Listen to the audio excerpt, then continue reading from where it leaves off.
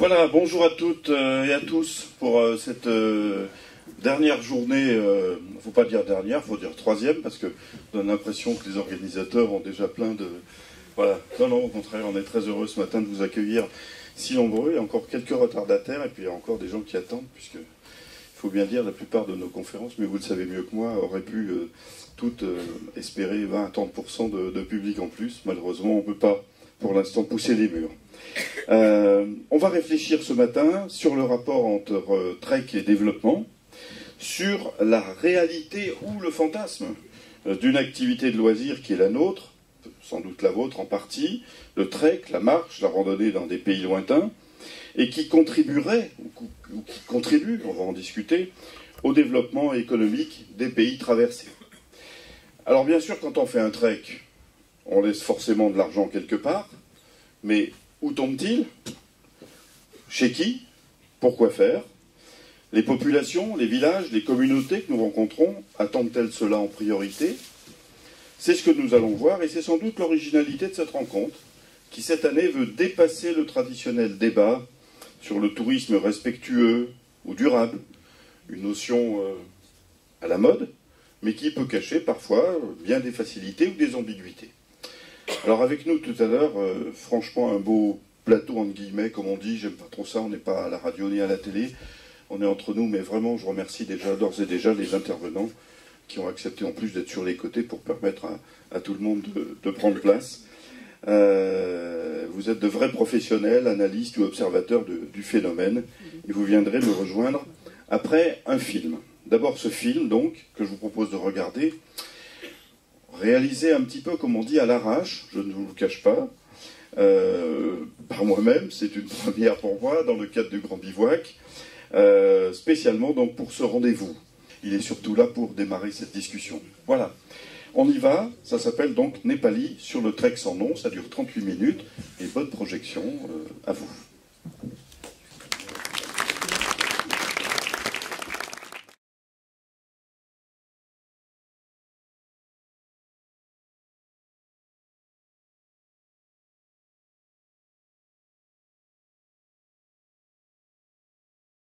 Inès Chapi qui va nous rejoindre. Alors, ils sont dans le désordre. Franck Michel, il est au milieu. On lève, voilà, petite main. Merci. Anthropologue, spécialiste du voyage, auteur notamment de Désir d'ailleurs, de Route, et d'un dernier ouvrage qui s'appelle La marche du monde. Voilà, je vais y arriver. On va se poser. Qui sera peut-être en vente à la sortie. Voilà, donc tu dédicaceras sous le chapiteau. Gérard Guerrier, directeur général d'Alibert Montagne et Désert. Non, c'est plus ça. Si. Alibert Trekking, pardon. Voilà. Christian July, cofondateur de l'agence Tirawa. Xavier Bernier, qui est là-bas, voilà, qui est universitaire, maître de conférence à l'Université de Savoie, docteur en géographie. Il a travaillé notamment sur les mobilités au Népal, mais également dans d'autres pays. Michel Rouffet, qui est à sa droite, qui a passé 30 ans de sa vie professionnelle au service du développement de la montagne et qui est membre du bureau de l'Association des populations des montagnes du monde. Frédéric Apollin, qui est là, qui est directeur général d'Agronomes et Vétérinaires sans frontières et également membre du bureau de l'Association des populations des montagnes du monde. Et alors on dit RB, hein, c'est bien ça, Adhikari, qui est manager de l'agence népalaise Adventure Connection. Et à ses côtés, donc Léa, qui s'est proposée juste avant qu'on est allé chercher juste avant pour la traduction en anglais. Voilà, anglais-français. Bien. Alors, je ne vais pas vous demander, par pudeur, et puis peut-être pour essuyer quelques critiques, mais ce que vous pensez du film. Cela dit, qui veut réagir à la question suivante? On a l'impression, en voyant encore une fois ce reportage sans prétention, que sur place, que dès qu'on passe les circuits de trek habituels, en fait, les priorités des gens, je ne prétends pas que ça soit statistique, sont bien autre chose que le tourisme. Est-ce que... Voilà, qui veut répondre, hein, puisque sans... Je sais pas, Frédéric, par exemple. On va pas passer trop de temps là-dessus, mais c'est un peu l'impression qui m'a semblé se dégager de ce film. Tout marche. Oui, ça marche. Merci Guy. Non, mais je te fais un compliment sur le film quand même, parce que je pense qu'il illustre justement parfaitement ce qu'est pour les gens le développement de leur territoire. On a parlé santé, on a parlé éducation, on a parlé route, qui permettra demain l'accès à l'école, l'accès aux dispensaires. Moi, je rajoute l'écoulement des produits agricoles. On est là en zone paysanne, et la majeure partie des treks passe dans des zones paysannes, d'agriculteurs, d'éleveurs, etc. Donc je crois qu'effectivement ton film illustre très bien ça, et la première priorité des gens, effectivement, c'est pas forcément le tourisme, il faut bien l'avouer. Le tourisme est une niche, mais la priorité, c'est quand même des gens qui doivent s'éduquer, se soigner, produire et vendre leurs produits pour mieux vivre. C'est quand même ça la priorité. Alors on va tout de suite demander également une réaction à l'un des deux ou des acteurs du tourisme. Je pense que c'est pas une offense que de vous proposer ce genre de question, Judy, par exemple. Alors moi, ça fait 30 ans que je parcours les montagnes du monde, donc j'ai pu voir les évolutions de ces pays. Entre du Népal, j'y ai passé le mois de mai complet, à aller dans les vallées perdues, un peu différentes de celles de Guy. Et effectivement, le tourisme ne peut pas convenir à tout le monde, parce qu'il y a plein de zones où les touristes n'y vont pas. Hein, typiquement, où tu es allé, donc ça n'intéresse personne. Donc il n'y aura jamais de touristes dans ces zones-là. Donc effectivement, leur développement, il est autre. Maintenant, dans les zones où il y avait des touristes au Népal, je pense par exemple à la zone des Annapurna, où on a construit des routes et des routes partout, on a détruit une partie de l'économie locale, sans se poser de questions. On a dit voilà, on va mettre des routes. Alors on aurait pu, moi je ne suis pas contre les routes, je suis pour les routes qui sont bien faites et pour les routes qui donnent des alternatives.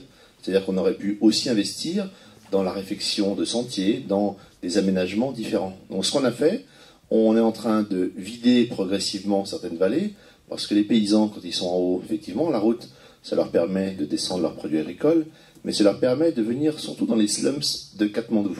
Et là, ils ne remontent plus. Les slums, c'est les bidonvilles. Hein. Voilà. Donc il y en a qui remontent, il y en a qui vont profiter. Donc ceux qui étaient à l'origine du tourisme, qui avaient des lodges, qui avaient des tas de choses comme ça, eh bien, ils perdent totalement leurs revenus. Et qui gagne de l'argent? Le transporteur local qui a le bus ou le 4x4. Et donc on est en train de changer les économies. Ça, c'est pour les zones où il y a des routes. Alors vous avez par exemple la zone du Kumbu, où on pourrait aussi mettre des routes. Mais les Sherpas, ils ne veulent pas de routes. Ils disent les routes, nous, on n'en veut pas. Pourquoi? Parce qu'on veut garder notre économie qui profite à une grande majorité de ces peuplades. Je suis passé par Gorepani, par exemple, qui était avant un grand classique du Tour des Annapurna. Les gens de Gorepani ont fait arrêter la route 300 mètres en dessous de chez eux. Bon, on peut quand même monter pas loin, mais ils ne veulent pas de route, parce qu'ils savent qu'une route qui passe, c'est terminé pour eux. Voilà. Donc, le développement, il n'y a pas que des touristes. Les touristes, ils vont que dans des zones particulières. Et effectivement, il faut que ces gens puissent vivre dans des zones où il n'y a pas de touristes d'une autre manière. Donc ta réponse, en fait, est assez nuancée et pleine de pistes. On va essayer dans la petite heure qui nous incombe, j'espère que vous resterez bien avec nous. Pour le reste, on peut manger une soupe rapidement et repartir sur une autre conférence. Mais c'est important de passer cette petite heure, donc jusqu'à 12h15 à peu près ensemble. Tu lances pas mal de pistes, donc qu'on va essayer quand même de détailler. Gérard Guerrier veut réagir, ou on va peut-être d'abord donner... Oui, mot, et puis après on donnera la parole à Xavier Bernier pour lancer juste un petit peu de témoignage sur les pistes. Enfin, une interrogation, un témoignage. Le Kéra, il y a des pistes, il y a même des routes. Ça n'empêche pas le tourisme de s'y développer de façon très cohérente et respectueuse des populations. Tout le problème, je crois que c'est de faire les choses intelligemment. Et c'est vrai que certaines pistes, notamment dans le Mustang, ont été faites en dépit du bon sens. Elles mènent à nulle part. On n'y voit même pas un camion par jour. Combien ça a dû coûter? Et évidemment, l'environnement est défiguré.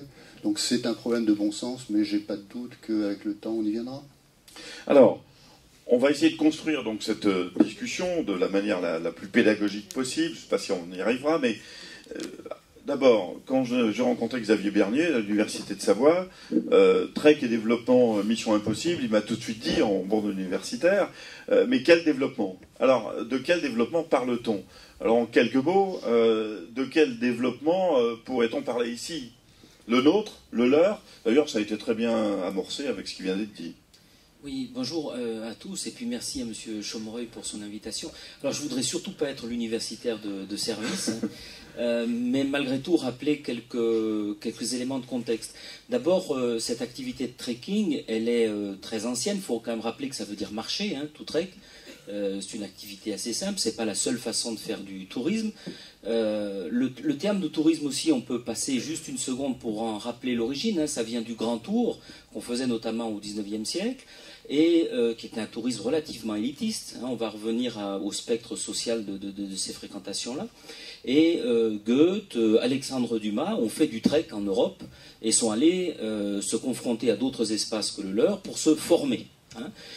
Donc c'est une activité qui est très ancienne, le trekking, dans un contexte de tourisme, et tous les trekkings ne sont pas touristiques. On pense bien sûr à Théodore Monod, qui a une finalité qui est scientifique. On pense à un certain nombre d'efforts sportifs, directement sportifs. Il faut rappeler, hein, sans être trop technique, que le tourisme, c'est un déplacement hors de chez soi, pour une durée supérieure à 24 heures et à des fins non professionnelles. Et d'emblée, si on part de cette définition, on se rend compte que, et ça s'observe, hein, on peut tous le constater à son niveau, que l'homo touristicus est un personnage un peu schizophrène, hein. On ne veut pas faire du tourisme, même si on en fait. On ne fait pas partie de la masse, hein, cette expression de tourisme de masse qui sert de repoussoir, qui est une lecture un petit peu quantitative et qui a amené les scientifiques à se poser des questions assez techniques, notamment la question de la capacité de charge d'un milieu, hein. Est-ce qu'il y a un seuil de fréquentation au-delà duquel des processus de contre-développement l'emportent sur des processus de développement? Alors c'est des longs débats, on ne va pas rentrer forcément dedans, mais pour dire que cette histoire du trekking, elle est liée grandement au tourisme. Alors aujourd'hui, ce trekisme, on l'a très bien vu dans le film de Monsieur Chomreuil, il est un petit peu, là aussi, schizophrénique par rapport à la route. Et c'est des observations qu'on peut faire dans le tourisme alpin également. On a besoin d'accéder, mais une fois qu'on est sur place, hein, on a tendance à repousser un petit peu certaines formes de transport modernes et à chercher à aller au-delà. Hein, le trekking, c'est d'abord un tourisme sélectif, exclusif, c'est un tourisme qui concerne peu de gens, hein, qui peut être relativement coûteux, à la fois en termes financiers, en termes d'efforts, et on va chercher un petit peu à être en dehors des sentiers battus. Alors dès lors se pose la question du développement. Alors là aussi, en essayant de ne pas être docte, hein, mais M. Chomreuil m'a demandé de cadrer un petit peu certaines idées. Alors c'est un mot schtroumpf, un mot un peu valise dans lequel on peut mettre plein de lectures de l'histoire. Nous, on est très influencé en Europe par une lecture du développement au XXe siècle, qui est une lecture un peu historiciste, hein, où on va mesurer le développement avec un certain nombre de critères qui vont être économiques, etc. Ce qui renvoie à une appréhension du temps et de l'histoire qui est souvent différente de celle de ces pays-là, et on va chercher à mesurer des impacts, hein, avec des pays sous-développés, des pays en développement, des pays développés, et on va chercher ensuite, parce qu'on est un petit peu schizophrénique, hein, ce que je disais tout à l'heure, on vient fréquenter ces espaces, c'est une activité de prédation, le tourisme, hein, il faut quand même le dire, même quand on fait de la contemplation, c'est quand même une activité où on vient ne pas faire du travail, hein, et on a prendre quelque chose. Voilà, on vient prendre quelque chose, quelque chose de différent de soi, une expérience, et donc on a un peu mauvaise conscience. Et un des corollaires de cela, eh ben, c'est de chercher des prétextes à du développement. Alors, il y en a toutes sortes, des contre-développements, des alter-développements, des développements économiques, etc. C'est souvent un développement, une lecture du développement importé, hein, qu'on amène avec soi, dont n'ont pas forcément conscience les gens qui reçoivent les touristes. Alors, non, très bien, je l'ai mis un petit peu en valeur, ce passage, effectivement, où on voudrait bien dormir là, mais on sent que, alors c'est ce qui a été aussi reproduit un peu dans la presse de manière un peu forte, mais c'est vrai, on sent qu'à la limite, ce couple qu'on voit veut préserver autant ses réserves de nourriture que c'est pas parce que j'apporte de l'argent qu'il est tout de suite intéressé et il est capable de m'accueillir, quoi. C'est un petit peu ça qu'on voulait. Donc ce que vous dites en clair, c'est attention à notre vision du développement. Et on va arriver à des notions peut-être de co-construction, possible ou pas. Donc on reviendra bien sûr à vous dans un instant. Quelques chiffres peut-être. j'avoue, et qui seront peut-être sujets à caution, que j'ai essayé de glaner, c'est pas évident. Il faut quand même rappeler que le tourisme de montagne dans le monde, c'est 50 millions de personnes par an, mais combien sur le ski et la neige? Je pense que c'est quand même l'essentiel. C'est 15 à 20% du chiffre d'affaires total du marché du tourisme. Là encore, c'est quoi le tourisme de montagne? L'écotourisme, c'est 2 à 4% du tourisme mondial, c'est ça? Et puis, dernier chiffre, hein, je ne vais pas vous ennuyer avec ça, au Népal par exemple, sur 600 000 touristes en 2010, 120 à 140 000 trekkers. Donc à la fois on parle, vous l'avez dit Xavier, d'une hyper niche, ou quelqu'un d'autre l'a dit. En revanche, cette niche, elle est très ponctuelle, très précise, sur des territoires très précis, et je pense qu'elle a un effet important sur les territoires traversés. Alors, maintenant je vais vous laisser un petit peu la parole. Ce tourisme, j'ai bien aimé une définition que j'ai trouvée, je crois, dans une thèse. Le tourisme, c'est un bien qu'on consomme directement sur le territoire de production. Puisque on ne voyage pas, c'est nous qui allons carrément, c'est comme si on allait, on voulait des champs de patates, des patates, et on va sur le champ de patates. Bon. Donc ce tourisme, il devrait rapporter un maximum, puisqu'il est dépensé sur place. En revanche, on le dit, selon les uns, les autres, les critiques ou d'autres, peu concerté, donc imposé, concentré à l'excès sur certaines régions, devenu une monoactivité, donc dommageable pour la diversification et la pérennité des activités traditionnelles, des effets aussi sur la hausse des prix, etc. Alors, on fait la liste, je fais la liste par provocation. Qu'est-ce qui vous paraît, dans ce constat, qu'est-ce qui vous paraît le plus, chacun d'entre vous, le plus important, si on avait à dire le sentiment que vous avez de la chose la plus gênante ou problématique dans ce type de tourisme? Gérard, puis on demandera peut-être à Franck. Mais voilà. Ouais, je vais peut-être rappeler quelques réalités quand même. En France, par exemple, l'ensemble des tours opérateurs de randonnée et de trekking, ça représente un trimestre du Club Méditerranée.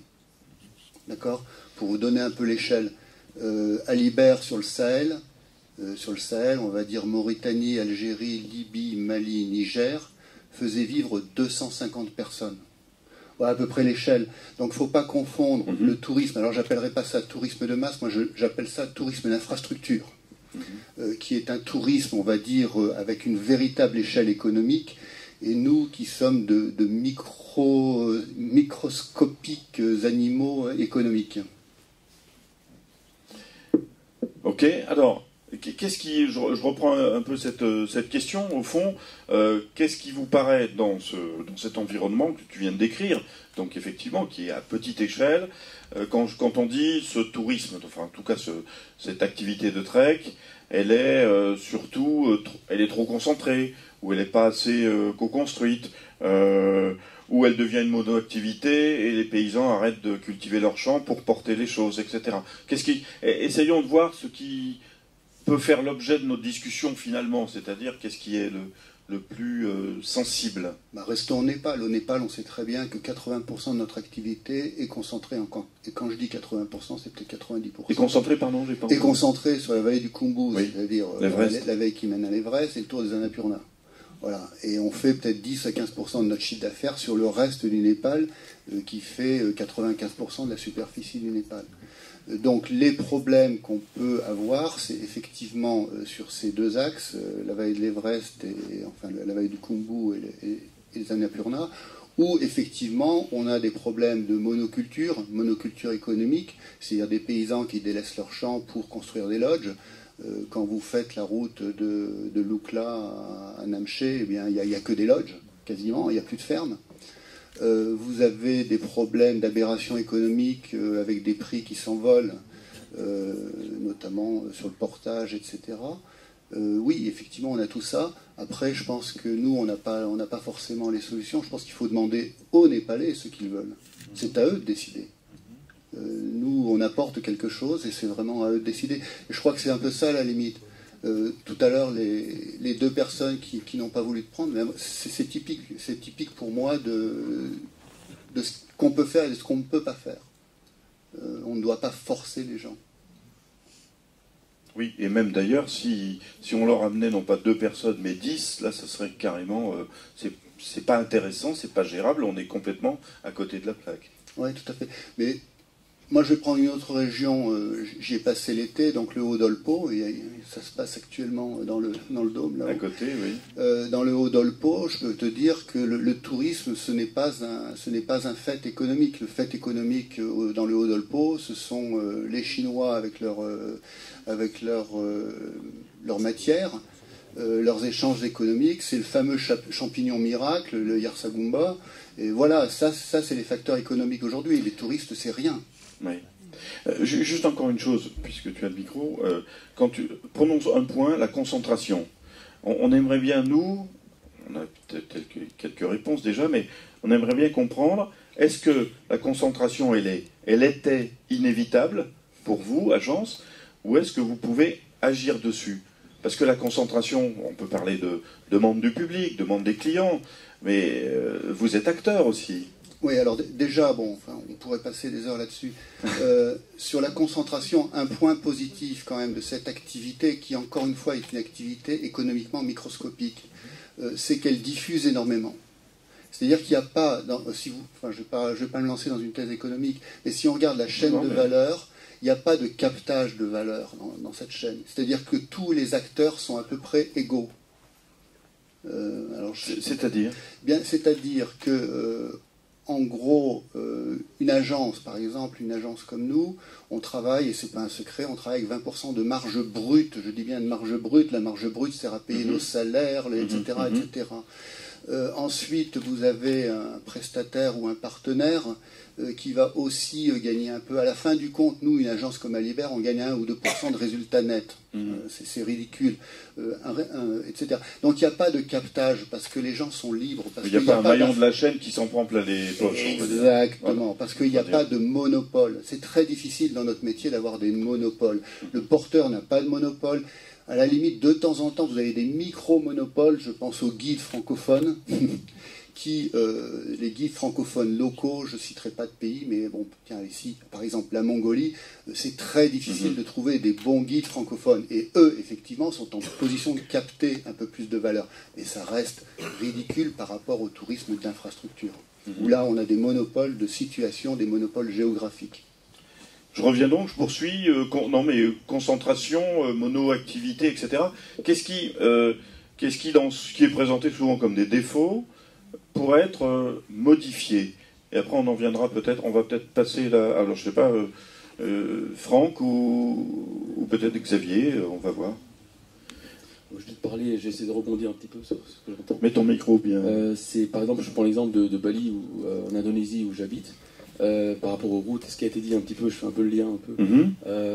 Et c'est vrai qu'actuellement, au moment où je vous parle, il y a 4 routes qui sont plutôt des autoroutes qui sont en train de se construire à Bali, qui est une île justement où là c'est plutôt un haut fait touristique. Bien ton micro. C'est un haut fait touristique vraiment important.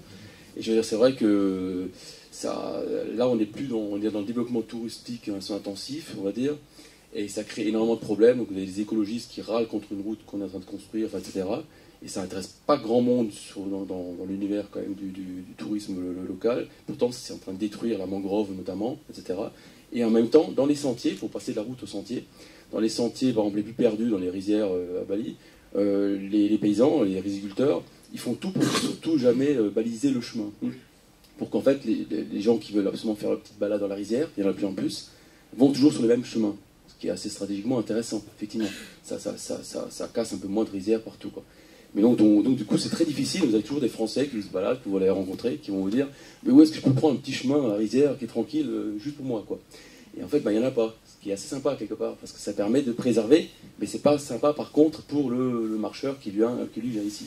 Voilà, c'est des exemples pour montrer comment ces petites stratégies, par rapport à ces prétextes du développement, on a bien parlé, aussi, comme on peut voir aussi des petites résistances locales, on peut dire. Comment on essaie de faire pour s'en sortir quand il y a une massification touristique, qui est le cas de Bali justement en ce moment. Ouais. Donc on va essayer de faire le lien entre ce que nous on peut faire ou doit faire, et puis justement ces remontées des territoires. Frédéric, alors je vous présente donc Inès Chapi, voilà, qui est arrivée, qui a fini par arriver. Parfois la montagne française est encore plus dure que celle du Chimborazo. Inès Chapi est donc agricultrice, militante assez active, donc à la fois du droit des femmes et du droit d'accès à l'eau dans la province du Chimborazo en Équateur. Voilà, et on lui donnera bien sûr la parole, bien qu'elle prenne un peu, c'est vrai, le débat en cours. Mais voilà, Frédéric. Inès, buenos días y bienvenida. Frédéric, tu connais Inès, hein, Oui, oui. Voilà, tu travailles avec elle. Hemos trabajado en Ecuador juntos. Voilà. Je voulais rebondir sur la concentration et répondre à ta question, qu'est-ce qui peut s'améliorer? Il y a concentration sur des zones, vous avez parlé notamment des zones himalayennes que je ne connais pas, moi je me réfère à d'autres zones andines ou d'Afrique du Nord.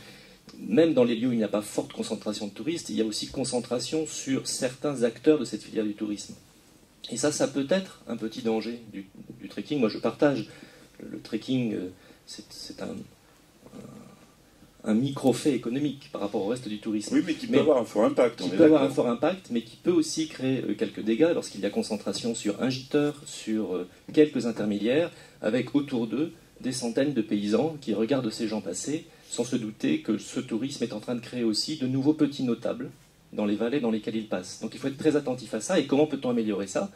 C'est mieux réfléchir avec les associations locales, avec les chefs de village, on en a vu dans ton film, avec des chefs de communes, sur comment pourrait se structurer une offre qui arrose, pour le dire dans ces mots-là, un peu mieux les différents giteurs, les différents intermédiaires, les différents cuisiniers, les différents, etc., qui interviennent sur une chaîne de trekking. Et deuxième élément, tu as dit le tourisme de trekking, c'est consommer sur place. Oui, sauf qu'on s'aperçoit aussi dans beaucoup de cas que la consommation des trekkers, elle n'est pas forcément sur place. Le trekker, il porte dans son sac à dos des tas de produits importés d'ailleurs, et que le produit paysan, qui est autour de lui, puisqu'on traverse des zones paysannes, n'est pas forcément valorisé. Donc comment aussi mieux travailler avec les giteurs, avec les guides, avec les associations de producteurs, de paysans qui existent dans toutes ces vallées que nous traversons lorsque nous sommes trekkers, de manière à mieux valoriser ces produits paysans. Le mythe que ces paysans sont seulement autosuffisants alimentaires est faux. 80% des paysans dans le monde mettent des produits sur les marchés. Donc ces paysans qu'on voit dans les treks sont aussi des gens qui peuvent fournir de l'alimentation. Et ça c'est de la plus-value économique pour le territoire. On va partir de là parce qu'on est déjà sur le thème de la co-construction. Est-ce possible? Je reviendrai à vous d'ailleurs sur ce thème qu'on appellerait ici les circuits courts, finalement, et qu'on a mis avec plus ou moins de bonheur ici en place dans la montagne française. Michel Rouffet. Oui, bonjour, merci de me donner la parole. Bien, moi, mon expérience... Pour répondre à cette question. Hein. Oui, tout à fait. Mon expérience en France, pour avoir été un des acteurs de développement un peu du tourisme en montagne, et puis évidemment les voyages que j'ai pu faire à l'étranger, me font sentir d'abord que les besoins fondamentaux de l'homme sont finalement les mêmes partout. Que l'on soit en France, que l'on soit en Népal, que l'on soit dans les Andes, on a besoin d'un minimum de confort de vie, on a des aspirations, disons, à des besoins fondamentaux, bien sûr, bien se nourrir, la spiritualité, des choses de ce type-là. Évidemment, les situations culturelles sont... Et bien ton micro devant là. Les situations culturelles sont très différentes, mais c'est quelque chose qui a été dit aussi dans une autre conférence du Grand Bivouac. L'homme a un fondement unique et commun. Et on ne voit pas de quel droit on empêcherait les populations locales d'accéder à ces besoins, à la satisfaction de ces besoins fondamentaux. Donc là, tu parles des routes, de l'éducation, etc. Voilà. Encore faut-il que ces commodités viennent à leur demande, pas peut-être uniquement à leur demande, parce que je ne crois pas que les populations de montagne aient la prétention, pour la plupart, de vouloir être les seuls décideurs.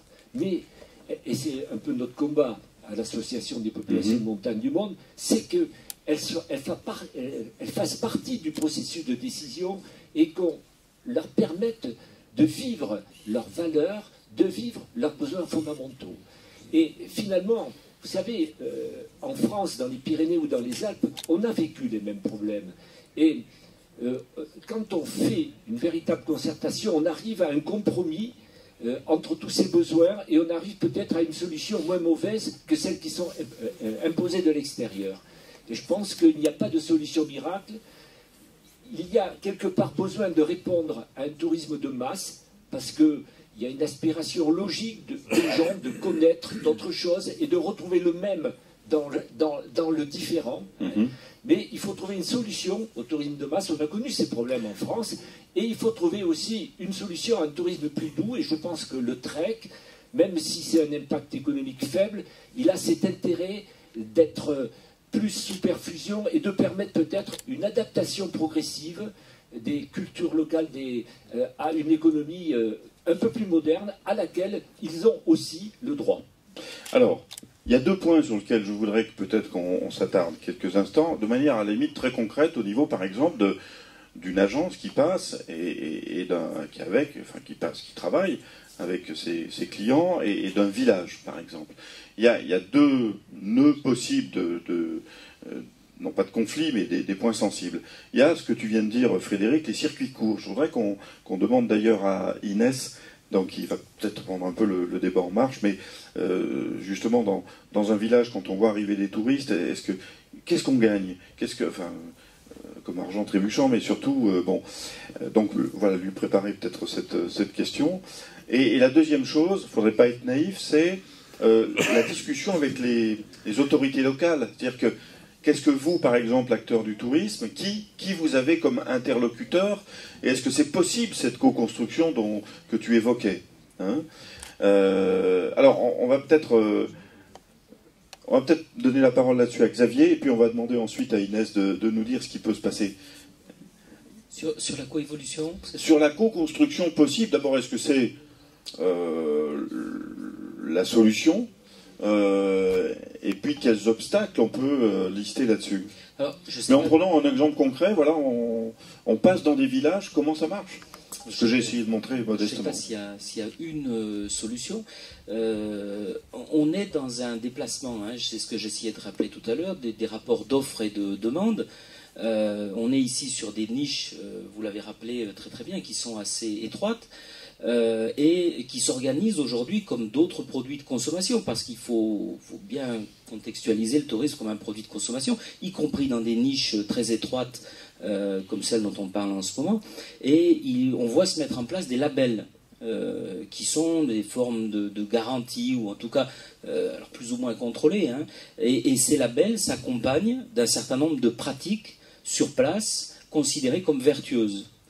Alors, on y accole souvent des aspects moraux, hein, on y accole souvent des aspects économiques, mais au final, on retombe souvent dans le même paradoxe. C'est-à-dire que le touriste qui va faire ce type de pratique de l'espace, il cherche quelque chose de relativement exclusif, qui est relativement coûteux, avec des marges certes très très faibles, mais moi je consulte chaque année le catalogue Alibert avec beaucoup d'appétit, ça me fait rêver.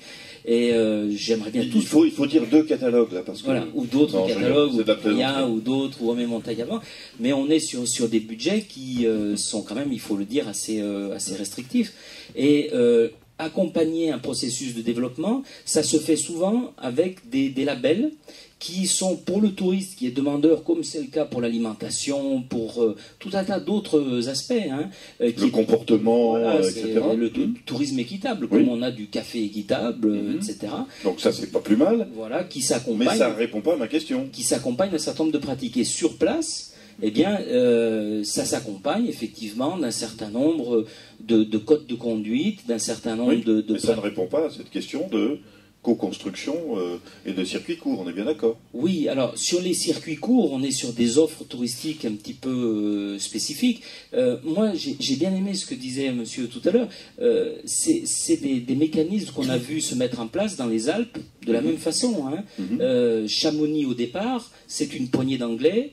Même chose les Écrins, c'est un touriste assez exclusif qui, quand il voit arriver la route de la Bérarde, se plaint qu'il va y avoir des hordes de touristes. On parle de 10 voitures par mois, hein, et on est sur un mécanisme historiquement qui est assez semblable.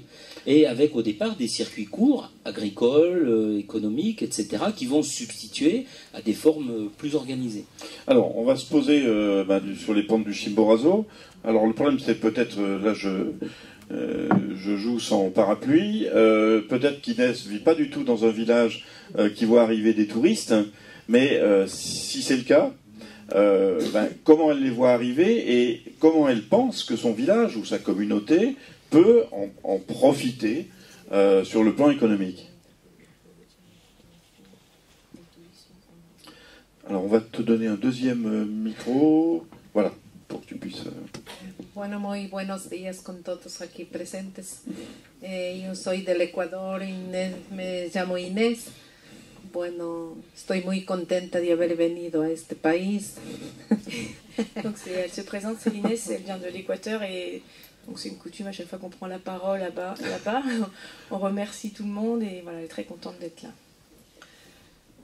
Bueno, voy a conversar un poco sobre nuestro pensamiento, nuestra idea del turismo en el Ecuador, más que todo en las zonas altas, en andinas del Ecuador, ¿no? Nosotros tenemos quizás el Chimborazo, que es el nevado más alto, tenemos también el Sangay, los Ilinizas, que van muchos turistas, ¿no? Alors elle va vous donner son sentiment par rapport au tourisme, et sachant qu'ils sont particulièrement concernés puisqu'elle habite sur les flancs du Chimborazo, qui est le volcan le plus haut d'Équateur. Et il y a aussi le Sangay qui est pas très loin. C'est vrai qu'ils sont sur une zone qui attire en tout cas un public touriste de montagnard. Entonces, bueno, nosotros nos hemos puesto a pensar que nosotros mismos deberíamos construirnos unas pequeñas casas para los turistas, porque muchas veces la gente piensa que por vender a una gente de la ciudad, pero la gente de la ciudad ya no piensa en el lugar donde está. Nosotros decimos como agricultores, como mujeres campesinas, que deberíamos continuar nosotros nuestra tradición, la cultura. Donc en fait, elles ont déjà pensé à développer un... Elles, parce que c'est une communauté de femmes notamment. Hein. Alors c'est une communauté mixte, mais oui. C'est vrai que dans ceux qui ont vu le film avec Inès, il y a des projets de développement qui se mettent en place. Donc il y a dans les communautés indiennes sur cette zone, il y a des groupes de femmes, il y a des groupes d'hommes, il y a des groupes de jeunes. Enfin voilà, il y a la communauté, il y a plusieurs entités comme ça qui sont des petites associations, on va dire, au sein de la communauté, qui réfléchissent à plusieurs choses, et c'est vrai qu'ils sont en train de réfléchir au fait de construire des maisons pour accueillir les touristes, parce que la plupart du temps, donc, les touristes viennent directement de la ville de Riobamba, ils montent au Chimborazo, ils font l'ascension, et c'est vrai que eux-mêmes, les populations, les gens de la ville pensent que les populations de la campagne ne sont faites que pour l'agriculture et qu'elles n'ont rien à retirer de tout ça et qu'elles ne sont même pas concernées par tout ça. Mais elle dit aussi, je crois, qu'elle lutte pour conserver les activités traditionnelles, non? On va la laisser... Bueno, nosotros nos hemos puesto a pensar de que de esa forma iríamos fomentando un tipo de trabajo en nuestra comunidad. Nuestros esposos, nuestros hijos ya no saldrían a la migración a las ciudades muy grandes, incluso algunos han salido a otros países, ¿no? Entonces, donc, si en fait ils arrivaient à développer des choses dans leur communauté, ça éviterait aux enfants et aux maris de partir vers les grandes villes et souvent de ne pas revenir. Est-ce qu'actuellement le passage des touristes, enfin elle a déjà un peu répondu, mais est-ce que le passage des touristes permet aux agriculteurs, puisque pour l'instant c'est uniquement donc une communauté paysanne, de vendre leurs produits ou de loger des gens qui passent?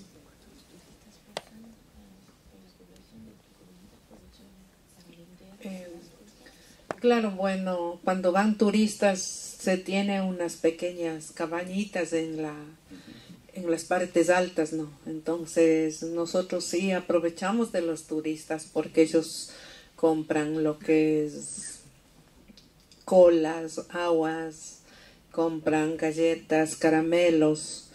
Ils ont une petite cabane effectivement sur le haut du village où les touristes achètent des sodas, de l'eau, des bonbons. Entonces nosotros sí nos damos cuenta que la llegada del turista sí es un ingreso económico para nosotros en el campo, para poder nosotros complementar la alimentación, nosotros las mujeres en la agricultura, los hombres cuando van turistas van como guías de los turistas, indicando el camino hasta donde tienen que llegar. Eso hacen también, pero nosotros queremos que también eso no se pierda, ¿no? Sino que también nuestros hijos, nuestros nietos se preparen más que todo en la lengua, en el idioma. Donc elles aimeraient bien qu'effectivement les maris se préparent à accompagner touristes et que les enfants aussi puissent apprendre des langues étrangères pour pouvoir accueillir les touristes et leur donner des indications. Juste une dernière question pour l'instant. Si, est-ce qu'ils ont un chef de communauté ou une chef de communauté, et est-ce qu'il serait possible, pour une agence, de discuter avec la communauté pour prévoir des projets en commun?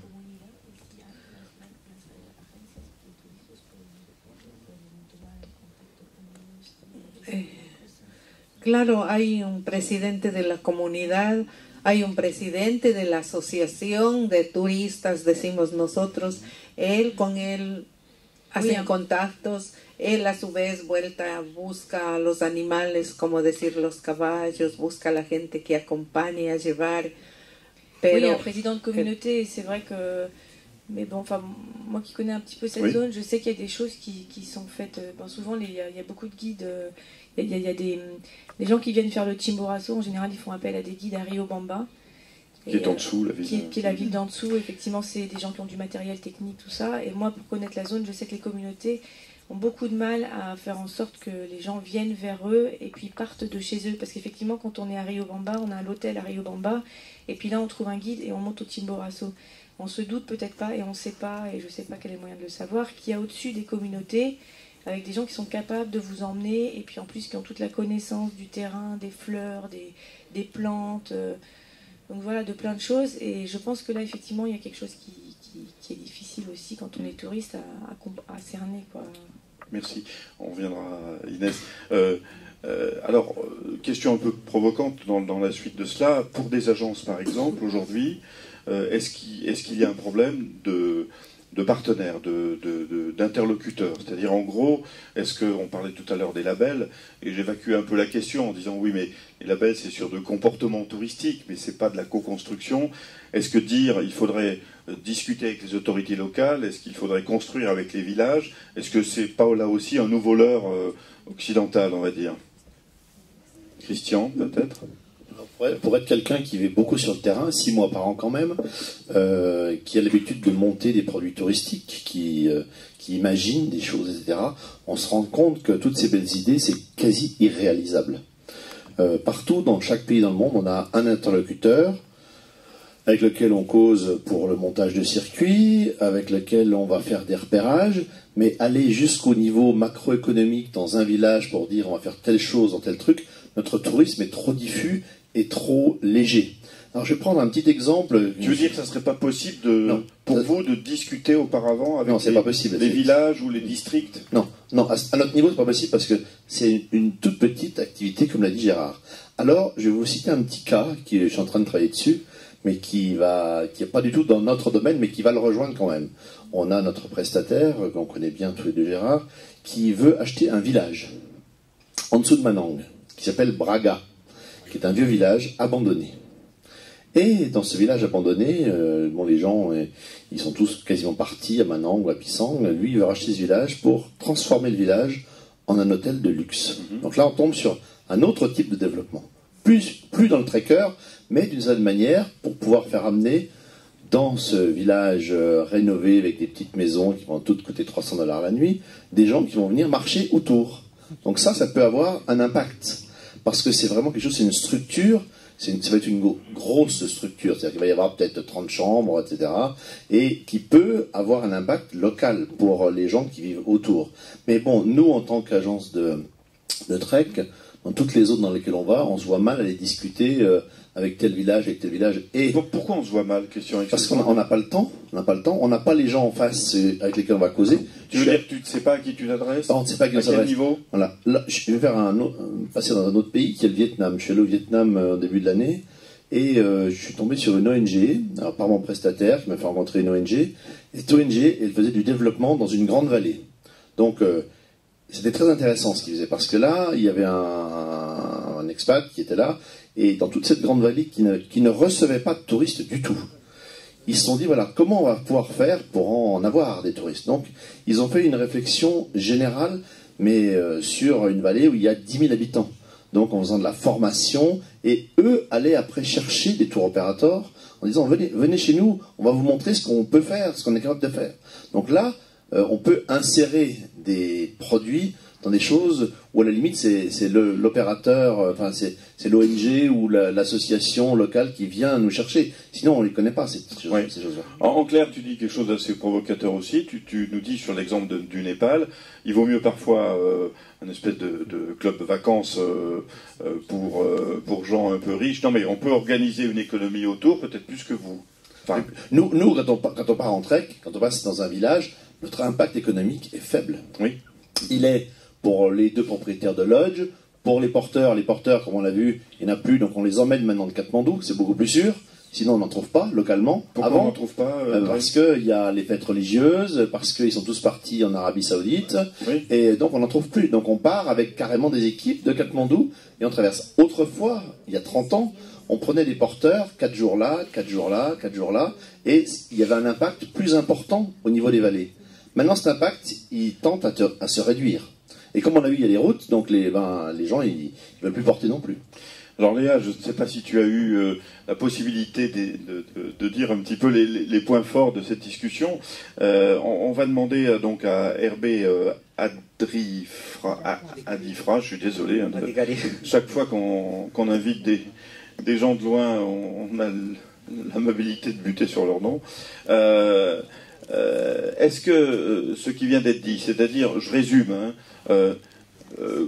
construire ensemble des produits touristiques avec les gens d'ici, avec les agences d'ici et les acteurs sur le terrain, c'est bien gentil, mais est-ce que c'est vraiment possible et est-ce que c'est souhaitable parce qu'on ne sait jamais à qui on s'adresse?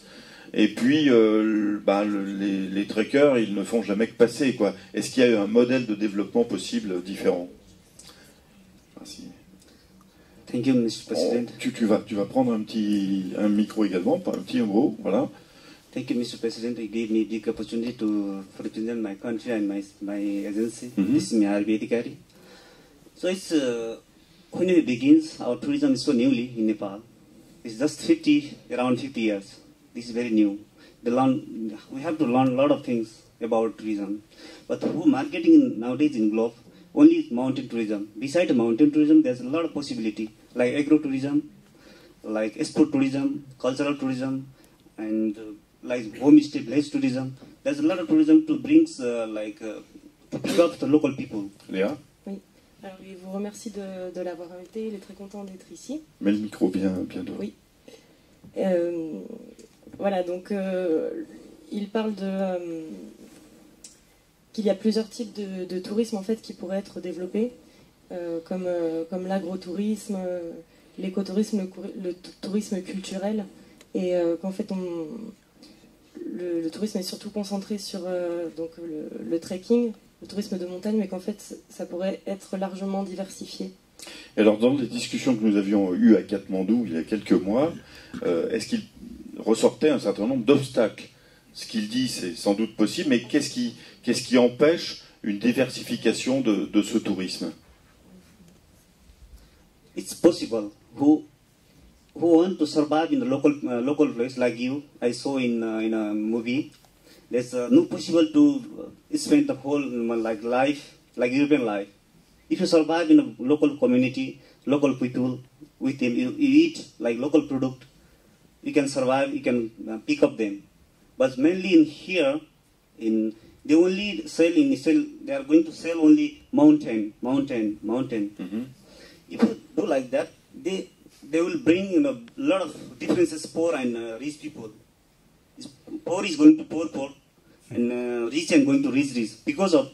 Donc oui, il insiste sur le fait que ça n'est pas diversifié et que ça crée un grand écart de pauvreté, un grand écart de richesse entre les plus pauvres et les plus riches. Mais je ne sais pas s'il a répondu exactement à la question. Il va.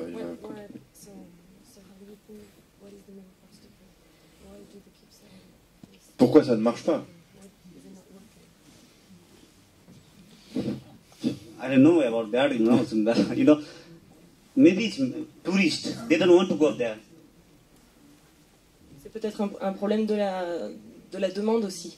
Beside mountain, there's a lot of places, like more than 1,000 destinations to visit. Very beautiful places over there.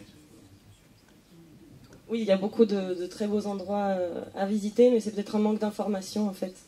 Alors, une question peut-être encore plus précise. Lui, vous développez ce genre de tourisme. Ça ne va pas de soi, c'est difficile pour cette agence, je crois, d'ailleurs, qui est présente au salon. Hein. Quelles difficultés il rencontre? Est-ce que je ne sais pas, par exemple, les agences qui sont là ne l'écoutent pas? Bon, je dis ça amicalement. Est-ce qu'ils ne trouvent pas de partenaires? Est-ce qu'il a l'impression, je ne sais pas comment tu peux traduire ça, de prêcher dans le désert? Léa, c'est la première fois qu'elle fait ça, je crois. Hein. Merci encore. As myself, I design many programs like agro-tourism programs, e-sport tourism, like cultural place tourism. If you visit my website, you can get that kind of program. Mm-hmm. But I'm newly, just I created my company 5 years old. It's a very new company. Mm-hmm. Individually, it's very difficult to do like their things. I need support from the government and from internal agencies like Elevate, Tirua and here. That if they support like that kind of agencies, they can build a it. Mm-hmm. Oui. Donc sa compagnie, en fait, son agence est assez récente, elle n'a que 5 ans. Et c'est pour ça que pour l'instant, c'est encore un peu une initiative propre et que c'est difficile de le développer. Et effectivement, qu'il n'y a peut-être pas de partenaires déjà établis. Mm-hmm. And then before, like 10-15 years ago, we have a very big problem in Nepal. You know, all people know this big revolution in Nepal, Maoist and Nepal government. At that time also, they make a congested for tourists to go there, to go this kind of part because of security, because of donation, because of many things. So nowadays, it's very easy to go there if you do marketing like that. Mm-hmm. Il y a aussi un type de tourisme qui s'est instauré donc il y a une dizaine d'années au Népal quand il y a eu des problèmes avec les maoïstes et le gouvernement et que peut-être qu'aujourd'hui c'est encore la suite de ça en fait. Alors il nous reste 10 bonnes minutes, alors, tout le monde va rire parce que 10 bonnes minutes il ne reste pas grand chose, mais on va essayer non pas de résumer mais d'approfondir quand même cette question de la co-construction qui reste essentielle. Alors Gérard, je voudrais que tu réagisses également, Frédéric, il est donc le grand bivouac s'achève, ça tourne difficilement.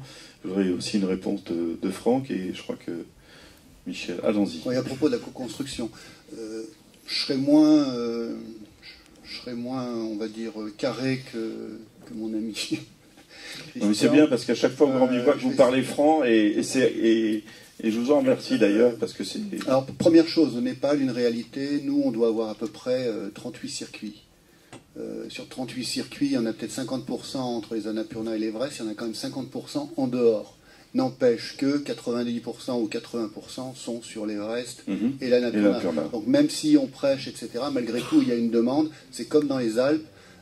Si on enlève le tour du Kera et le tour du Mont Blanc, bien, il ne reste pas grand-chose malgré une offre pléthorique. Sauf que vous pourriez faire une offre sur l'Ouest, par exemple, aujourd'hui. On le fait. Vous commencez. On a de l'offre sur Simikot, on a de l'offre sur l'Ouest Gange, du Népal, hein, pardon. On a tout ce qu'il faut dans la maison, mais bon, voilà, c'est pas connu, c'est comme ça. Bon, ça c'est le premier point. Sur la co-construction, alors c'est vrai qu'il y a plusieurs handicaps. Le premier handicap, c'est qu'effectivement, on est en itinérance, malgré tout. Oui. Et l'itinérance, ça ne favorise pas effectivement le travail en profondeur avec une communauté. Il faut quand même bien le reconnaître. Le deuxième handicap, c'est que, vous allez rire, c'est quand même un métier de professionnel. Moi, quand je suis parti sur le Haut-Dolpo, j'avais 6 clients, on est parti avec 700 kilos de matériel. Quand vous voulez faire le Chimborazo, il faut partir avec un guide UIAGM. Etc., etc. Donc ça reste un boulot de professionnel. Alors bien sûr, nous on essaye en tout cas d'impliquer les communautés, mais c'est pas facile. Alors on y arrive de temps en temps, notamment en Amérique latine. Je pense à la Colombie où on travaille avec les Wiwa sur la cité perdue, mais il faut bien dire, ou au Vietnam par exemple, mais ça reste difficile. Mais c'est un souhait qu'on a, mais ça reste difficile. Frédéric ? Oui, moi je souhaiterais réagir à ces interventions en disant 2 choses. Le tourisme est un métier professionnel, le développement aussi. Donc je crois qu'on ne peut pas demander aux agences d'être ceux qui vont travailler sur le Et développement... qui ne sont pas en question ici, on est bien d'accord. Pas du tout.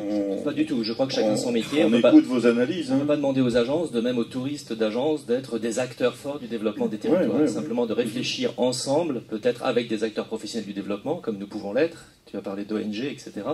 Comment contribuer, y compris dans du tourisme itinérant, à un peu plus d'apport économique et de répartition de cette plus-value du tourisme sur les territoires. Je vais donner 2 exemples concrets, Guy, si tu me permets. On a fait de la co-construction avec des agences de tourisme solidaire et de trekking en Équateur, par exemple, dans le sud de l'Équateur, ou avec des communautés organisées, et je crois que c'est ce que Inès nous a dit. Elle dit nous, elle parle de structures organisées, de communautés organisées.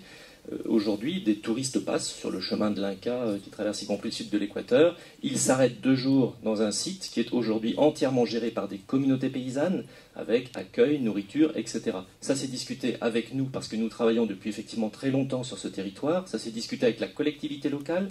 L'agence a maintenu son travail de trekking, mais la plus-value sur le territoire est beaucoup plus forte que ce qu'elle n'était avant, où ces opérateurs logeaient leurs touristes dans un hôtel particulier. Premier exemple de co-construction. Deuxième exemple, au Maroc, dans les Boukmez, que vous connaissez beaucoup d'entre vous. Donc là, on est vraiment dans du tourisme itinérant. Nous avons, puisque nous avons travaillé longtemps dans les Boukmez en appui aux agriculteurs, aux agricultrices de cette vallée, nous avons travaillé avec les agences présentes, y compris dont certaines possèdent des gîtes, mais aussi avec les gîteurs marocains qui possèdent leur propre gîte, et avec la commune rurale de Tabant, au cœur des Boukmez, pour que l'approvisionnement en produits, je pense à des confitures, je pense à du fromage, puissent venir de petites coopératives paysannes que nous avons aidé à créer. Et aujourd'hui même, dans du tourisme itinérant, il y a approvisionnement des gîtes avec ces produits paysans. 2 exemples de co-construction. Nous nous sommes assis avec les agences. Ça a été rapide. On ne demande pas aux agences plus que ça. Laissons aux professionnels le travail du tourisme. Laissons aux développeurs et aux collectivités le travail du développement. Mais tentons de nous asseoir de temps en temps à coordonner des petits efforts qui permettent plus de répartition de la richesse. C'est des exemples qui vous parlent, hein, je suppose, hein, tout à fait. Oui, Anne, et puis peut-être c'était pas négatif ce que je disais, mais Franck et Michel. Il y a beaucoup de choses qui marchent très très bien à ce niveau-là, en tout cas par rapport à l'organisation des communautés. Et enfin voilà, je veux juste dire quelque chose de très positif, c'est qu'effectivement il y a des choses qui se passent très bien et qui sont possibles de ce côté-là. Franck, toi-même, tu le disais tout à l'heure, tu as des expériences à Bali. Je veux dire que pour rebondir un petit peu ce qu'a dit mon voisin à ma droite, c'est effectivement le côté degré, je l'entendais aussi, le degré d'itinérance, c'est très important, parce que à partir du moment où plus c'est itinérant, plus c'est souvent difficile de faire des choses pérennes, en fait. Hein. Et de la même manière, je crois que le degré d'altérité est très important. Je prends juste un exemple, c'est-à-dire le degré d'altérité, c'est-à-dire plus la différence culturelle est forte, par exemple. Et je prends l'exemple chez les Papous, c'est un bon exemple où je bosse de temps en temps, du côté indonésien, donc c'est vraiment, là on est dans l'altérité extrême un petit peu. Hein. Et genre il y a beaucoup de trek montagne, la montagne est assez rude aussi, on va dire. Et du coup, là il y a beaucoup d'abus, d'excès, de malentendus culturels divers et variés. Et donc, je rejoins un petit peu ce qu'il a dit, c'est qu'il y a beaucoup du coup d'inégalités, le fossé se creuse entre ceux qui font de l'argent et ceux qui n'en font pas. Et c'est là que c'est problématique souvent. Et c'est vrai que le fait de passer chez les Papous, moi je connais beaucoup de copains Papous, ils me disent moi des touristes je veux pas en voir, quoi, parce que quand ils viennent ils font que m'emmerder, quoi, hein, pour aller vite. Donc quelque part je peux comprendre ça. Et c'est là où je rejoins mon petit voisin à côté pour dire qu'ils préfèrent des structures un peu plus stables, entre guillemets, hein, parce qu'ils arrivent un petit peu à pérenniser quelque chose. Donc c'est intéressant à ce niveau-là. Et à Bali, où j'habite dans la montagne aussi, un petit peu au nord de Bali, je vois à un degré très différent, évidemment, hein, parce que c'est très différent la situation. Mais je peux voir la même chose entre ceux qui veulent des touristes, ceux qui n'en veulent pas, pourquoi ils en veulent, pourquoi ils n'en veulent pas. Mais je crois que c'est surtout, on ne peut jamais généraliser. Et ce qui est important aussi, c'est que c'est chaque fois du cas par cas.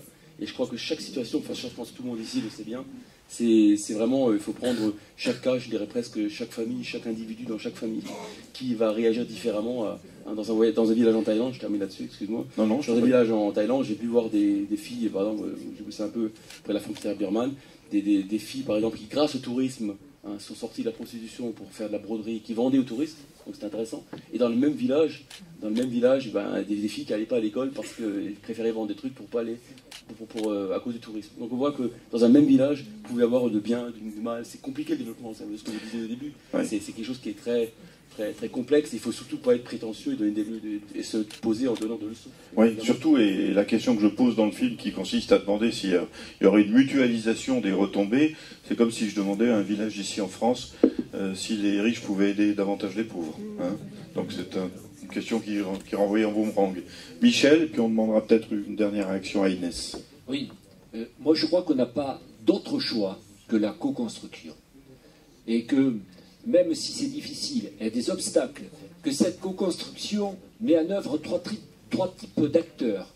Il y a les acteurs locaux, il y a aussi, on en a un peu parlé, les acteurs régionaux ou nationaux qui n'ont pas souvent les mêmes objectifs, les mêmes intérêts que les acteurs locaux, et puis le monde des touristes, avec les organisateurs de voyages, bien sûr, dedans. Alors, nous, ce qu'on peut proposer, ce qui ressort un peu de mon expérience, c'est trois types d'actions. D'abord, effectivement, ne pas chanter, favoriser le plus possible les démarches visant à développer dans ces vallées une vision globale avec les habitants. Et il y a des interlocuteurs, il y a bien des maires, il y a partout, il y a des communes ou l'équivalent de communes, il y a des associations locales, on a vu en Équateur comment ils se mobilisent. Donc il y a un travail à faire avec eux. Certes, ce n'est pas, disons, la tâche d'abord des agences de voyage. C'est la tâche d'organismes plus large. Et je pense par exemple à toutes les conventions de coopération décentralisée qu'il existe entre des collectivités de montagne françaises et des collectivités de ces montagnes-là. Dans ce cadre-là, c'est une filière privilégiée pour développer cette démarche globale qui doit mettre en avant les priorités de la population locale.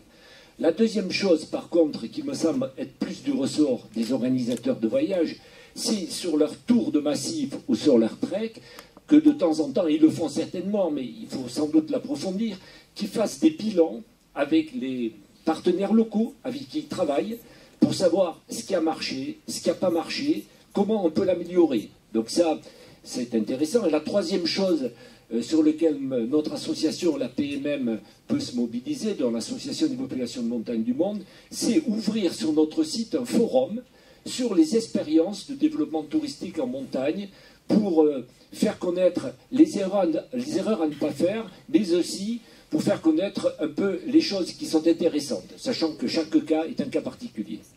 Alors, pour terminer, je vais demander, poser la question que j'ai déjà un peu posée l'autre soir, mais à Inès, qui n'est pas anecdotique, mais c'est, notamment dans ces communautés, on a l'impression que ce sont les femmes qui mènent l'aventure. Est-ce qu'on a l'impression que dans ce domaine-là aussi touristique, c'est les femmes dans vos communautés qui vont un petit peu donner la direction de travail? Puisqu'on parle d'interlocuteurs, est-ce que... Bueno, en nuestro país, en nuestras comunidades, ¿no? Ahora últimamente estamos haciendo compartido el trabajo entre hombres y mujeres, porque como mujeres también sí podemos hacer ese trabajo, ¿no? Entonces compartimos el trabajo. C'est un partage en fait. Quelqu'un, pardon, j'ai pas vu. Voilà, encore quelques minutes et... Non, c'est un partage des tâches en fait entre les hommes et les femmes. C'est vrai que dans le film on a vu beaucoup les femmes parce que c'était le sujet, mais en tout cas les choses sont partagées entre les hommes et les femmes au niveau du tourisme. Oui, ça veut dire en gros que les hommes, on attend qu'ils ils soient porteurs notamment, et les femmes organisent une offre économique sur le village. Dans la communauté d'Inès, il n'y a pas encore de projet de tourisme. Dans la communauté où moi j'ai filmé, en tout cas, les hommes ont été formés pour accompagner les jeunes en fait. C'est les jeunes qui ont été formés parce qu'il y a un groupe des jeunes. Il y a des jeunes qui ont été formés pour accompagner des gens. Donc effectivement, c'est pas pour monter au Chimborazo parce qu'ils n'ont pas de niveau technique. Mais par contre, on peut loger dans la communauté de San Francisco, là il y a une maison. Et puis on peut faire des tours avec les jeunes sur un jour, 2 jours, 3 jours, ça dépend. Voilà, selon des thématiques, donc ça peut être les plantes, ça peut être les montagnes par rapport aux croyances, à la Pachamama, tout ça. Donc ça c'est les jeunes hommes, enfin il y a vraiment un partage des tâches. Je sais que dans la communauté d'Inès, il n'y a pas encore de projet touristique monté vraiment, c'est des souhaits qu'il y a, mais... Et Inès, pour terminer, nous disait l'autre jour que dans ces communautés, quand même, les hommes allaient souvent chercher du travail en bas. Est-ce que une activité touristique pourrait faire remonter les hommes en haut, et est-ce que ça leur plairait? Parce que j'ai l'impression qu'elles sont très bien entre elles. Si tu peux reprendre l'expression très bien entre elles.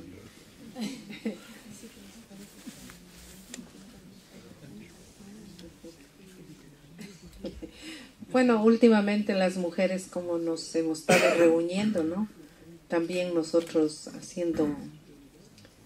haciendo conocer nuestros derechos, como tenemos obligaciones también derechos, ¿no? Entonces nosotros ¿cuál es nuestra idea de que los hombres regresen al campo, regresen a trabajar también, ¿no? Bien sûr qu'elles ont envie que les hommes reviennent au village. Le mouvement qui apparaît vraiment dans le film, c'est pas tant pour dire elles veulent rester entre elles, c'est surtout pour elles ont des obligations, elles veulent aussi qu'on reconnaisse qu'elles ont des droits. Et c'est ce mouvement-là qui est très important en fait, c'est de faire valoir leurs droits en tant que femmes, et c'est ça qui leur donne de la force. Merci à tous. On disait en préparant un petit peu cette matinée que le Grand Bivouac n'avait au fond qu'un mérite peut-être, c'est de lancer des pistes. Et chaque fois, bien sûr, ces discussions créent des frustrations, on balaye les choses, on passe à travers. Mais j'espère qu'à chaque fois, vous sortez de ces séances avec des envies d'en savoir plus, des pistes à travailler, et on lance un petit peu des idées, et puis après on les reprend d'année en année. Donc parfois c'est vrai qu'on dit mais comment on fait venir tous ces gens, on vous fait pas poser de questions, etc. Bon, c'est une manière d'être qu'on peut faire évoluer, mais l'idée c'est vraiment de lancer ces pistes. Et puis on remercie nos amis Zanskarpa, c'est ça, qui viennent du Zanskar, que vous avez aimablement traduit, pour lesquels vous avez aimablement traduit nos propos, d'être avec nous. Et puis merci à tous ceux qui jouent ce jeu un petit peu rapide, un petit peu aussi parfois stressant, de répondre très vite à mes questions.